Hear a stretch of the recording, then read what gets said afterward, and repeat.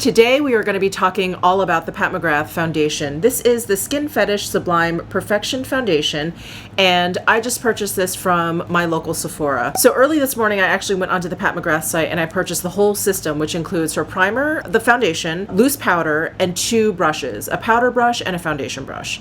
And I purchased that with a 10% off code, which I will leave down below in my description box if you guys are interested. But I decided to go to the local Sephora here because, one, I wasn't sure which shade I was. She has something like 36 shades, wasn't sure what I was kind of deciding between 5, 6, and 7, so I actually ended up ordering 7 online, but when I got to the store I felt like 6 was a better match, so I went ahead and purchased 6, and I thought, well, why don't I show you guys like just a first impressions of this foundation, and then when I get the whole kit in, what I'll do is do like a full day wear test with the foundation over the primer, and like it's set down with the powder, use the whole thing basically. So this is going to be kind of like a quick and dirty first impressions. I know many of you are really curious about this foundation. If you follow me on Instagram, and if you don't, my handle is down below, but it's the Michele Wang, and all one word. And what I did was I posted all of the light shades, basically shades 1 through 7. I swatched them on the inside of my arm, and I got pretty good lighting in the store. The Sephora I was at was the one at Miracle Mile, and it's actually like the windows in the front where the Pat McGrath display is. It's all like opened up to the strip. So there was actually a lot of natural lighting in there, almost too much. So I kind of had to figure out like between store and daylight. So that picture is on my Instagram. I also posted on my Instagram a picture of the ingredient deck. So all of that information will be on my Instagram. Again, follow me there. And when I took a look at the ingredient deck, I was a little bit disturbed to see that alcohol is the 4th ingredient. So this is definitely a foundation that I will not be able to wear day after day. I have very, very dry, sensitive, eczema-prone skin. And while I don't think alcohol is necessarily horrible for everyone, again, you have to determine for yourself like what ingredients work for you, what don't work for you.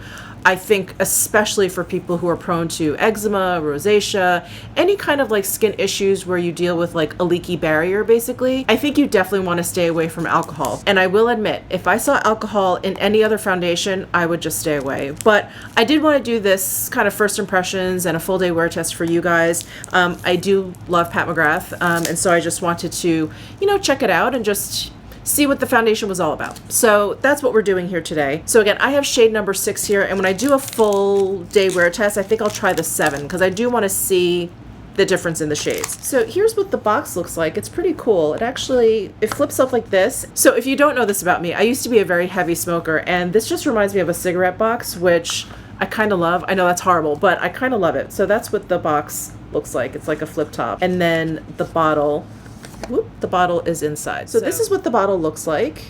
It's glass, it's frosted, and then it has this black and gold cap. You pull off the cap, and then there's a pump dispenser. So the first thing I noticed when I went into store and just kind of started swatching all of the light shades, I tried to swatch all the shades, by the way. I didn't want to just do lights, and I got there right when the store opened, but by the time I was kind of done doing all the lights, people were descending, and so it was difficult for me to kind of get through all of them. People were kind of like pulling them away, and I also didn't want to be a hog, so I apologize. I meant to do more, but I just couldn't. So like I was saying, when I was in store and swatching these, I was surprised at the texture. I thought it was going to be something kind of creamy. I don't know why. Maybe it was wishful thinking. That's kind of my favorite formula, is when it's a liquid foundation, but it has kind of like a creamy, lotiony kind of texture to it.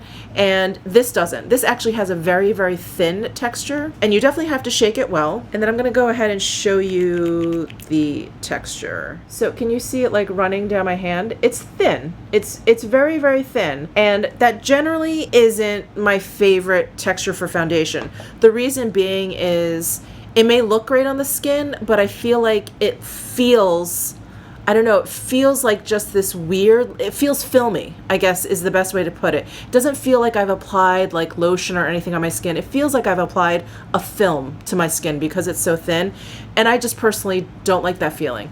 But I'm getting ahead of myself. I have not actually tried this on my entire face, just a little bit at the store. So because of this thin texture, I'm going to stay away from a sponge. The sponge I think will just eat up way too much, and because she is selling a foundation brush with this, I thought a brush would probably be the best bet. So I cleaned off my Tom Ford O2 brush. This is his original, the one with natural undyed goat hair. he has now moved over to synthetic, just so you guys know. And I'm just gonna spread this over. Now this foundation doesn't have a fragrance per se, but there definitely is a scent to it, and I definitely smell like the alcohol in it. You know when foundation kind of smells like paint? That's what it smells like. I don't mind that at all. I prefer that over something that's overly fragranced. So I believe Light 6, which is the one that I'm trying on today, is described to have a pink undertone. I don't really see that, but I did notice that the other shades that were described to have a yellow undertone or peach undertone, something warmer basically, were very, very warm. So I would kind of err on the side of kind of going for something that you think is maybe a little bit too cool for you, because I find this to be just a little bit more neutral versus it being pink per se. Like I don't see that like super cool undertone in here. And all I have is moisturizer on. I don't have any primer or anything. We just want to kind of give this foundation a go all by itself.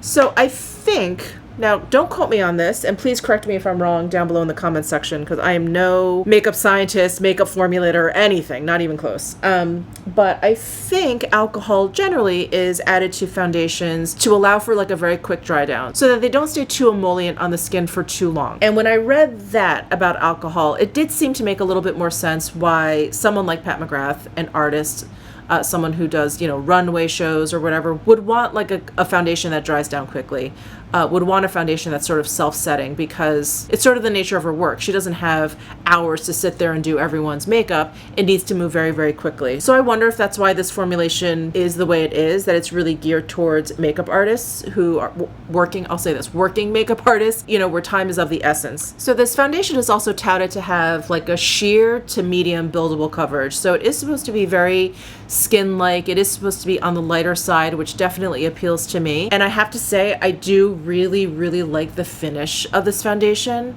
As you guys can see, there's just a little bit of radiance there. Nothing dramatic, nothing too crazy. And I really like the coverage. I want to say it definitely lands in that like light medium range. And I had a really big blemish here. I don't know if you guys, I should have pointed it out before, but I had a really big blemish here. It was like bright red. And you can see how much it's been dulled down. So that's the coverage that we're getting. It definitely is very, very weightless, like they claim. And I think I also read somewhere that it is supposed to be blurring. I think everything these days is supposed to be blurring. So let me take a closer look at my skin now. Yeah, I feel like it's done a really good job with like my under eye area. That's basically where I look to see if something is blurring or not, just to see if like those fine lines are emphasized or not emphasized or blurred or whatever. And I do feel like they are blurred a bit. I do feel like they're camouflaged a little bit. I am also checking to see if it's like picked up on any texture. I have like old eczema scarage situation like around my hairline on my forehead, kind of down here, and then I have a little bit of texture here along my jawline, and I don't see it picking up that at all, which is a very good sign. Yeah, like sometimes foundation just doesn't sit right on this skin because it's a little bit different because of that scarring, and it actually looks fine right there, so that is excellent as well. I didn't quite blend it all the way in on my nose, sorry. So let's do a close-up and pan down from my forehead down to my chin, just so you guys can get a really close look at this foundation just on my moisturized skin, no primer or anything. So before I go off camera and kind of just finish up my makeup, I just want to mention that I've been sitting here for about 5 minutes and the foundation still feels a little bit tacky. So I don't know that I would feel completely comfortable not setting it down with at least a little bit of powder. So I'm definitely going to be doing that when I apply my makeup. So I'll be right back. All right, I am back. I finished up my makeup. I will list everything that I have on my face down below in my description box. So I just wanted to give you like my initial first impressions here. So I think the foundation applied beautifully. I think it blended in really nicely. I think the finish is lovely. I think it does in fact do a nice like kind of blurring. I feel like my under eyes look really, really smooth. My forehead looks really smooth. The little bit of texture that I have along my jawline looks pretty much smoothed out. So definitely a thumbs up for like the appearance of this foundation. So what I'm having major issue with is the fact that there's alcohol in this foundation. And for me personally, it is a bit of a deal breaker. It's something that I will overlook if the foundation is just, it's so great. I don't feel it. I just won't use it every day, so I won't have like a cumulative effect or anything like that. But as I was finishing up my makeup, what's happening to this foundation is what happens to other foundations that I've tried that have alcohol in them. I start to feel it kind of like shrink my skin. Like I can feel my skin just slowly starting to get a little tight, a little dry, and that makes me crazy. I don't care how good a foundation looks on my skin. If I can feel it, if it feels like it's drying up my skin, I just won't wear it. It's uncomfortable. I'd rather go barefaced. So unfortunately, this is not a foundation that I can wear, and I definitely can't recommend it to anyone who has very dry, sensitive, eczema prone skin like I do. I am still planning to do like a full face, full day wear test of all 3 of her products: the primer, this foundation, and the loose powder.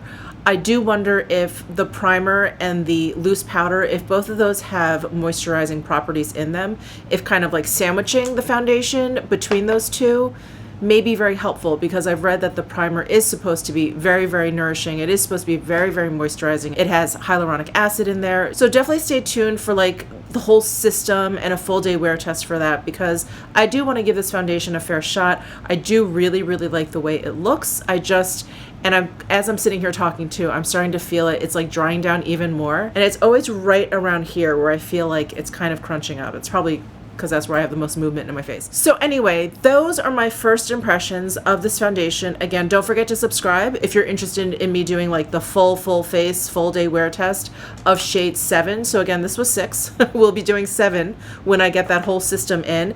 And give this video a thumbs up if you enjoyed it. And of course, leave any questions you have down below in the comment section. This is a new release. I'm sure you guys have a lot of questions. I will try and answer them to the best of my knowledge. But that's it for today. So I will see you in my next video.